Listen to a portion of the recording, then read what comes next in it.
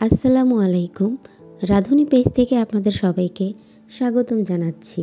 আজকে আমি বানিয়ে দেখাবো খাস্তা ডাল পুরি। আমার মতো রেসিপিটা ফলো করে আপনারা খুব সহজেই ঘরে বসেই বানাতে পারবেন খাস্তা ডাল পুরি রেসিপি। আসুন জেনে নিই কীভাবে বানাতে হয়। প্রথমে ডাল সামান্য হলুদ ও পরিমাণ মতো লবণ দিয়ে সিদ্ধ করে নেব।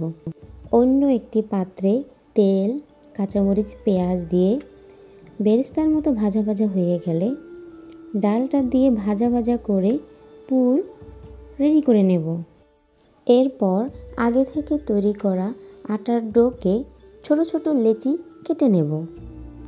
একটা লেচি নিয়ে ঠিক আমার মতো করে চারপাশে চেপে চেপে মাঝখানে একটু উঁচু রেখে তার মধ্যে 1 চামচ পুর দিয়ে দেব। ডালের পুরটা ভালো করে ভিতরে দিয়ে মুখটা আটকে দিতে হবে।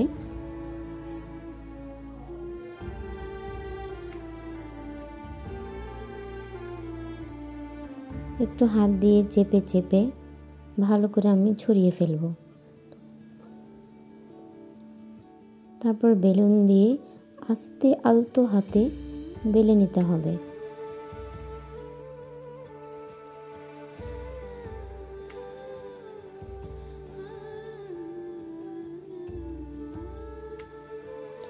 তারপরে কড়াইতে পরিমাণ মতো তেল দিয়ে পুরিটা দিয়ে ভেজে তুলব। অল্প তেলে কিভাবে পুরি ফুলকো করা যায় সেটা আমার কাছ থেকে শিখে নিন।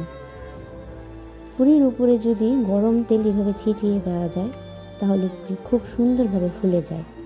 দেখুন কিভাবে ফুলে উঠেছে। এই সময় চুলার আঁচটা মিডিয়াম রাখতে হবে, না হয় পুরি পুড়ে যাবে। আমি এভাবেই একটা একটা করে সব কয়টা পুরি ভেজে নেব। সে পর্যন্ত আমার সঙ্গেই থাকুন। আপনারা পুরো রেসিপিটা যদি ফলো করেন আমার মতো, তাহলে মুচমুচে খাস্তা ডাল পুরি আপনারা সহজেই ঘরে বানাতে পারবেন। পুরি সাধারণত আমরা বিকালের নাস্তায় অথবা সন্ধ্যায় শসা কুচি, টমেটো সস দিয়ে খেতে খুব পছন্দ করি।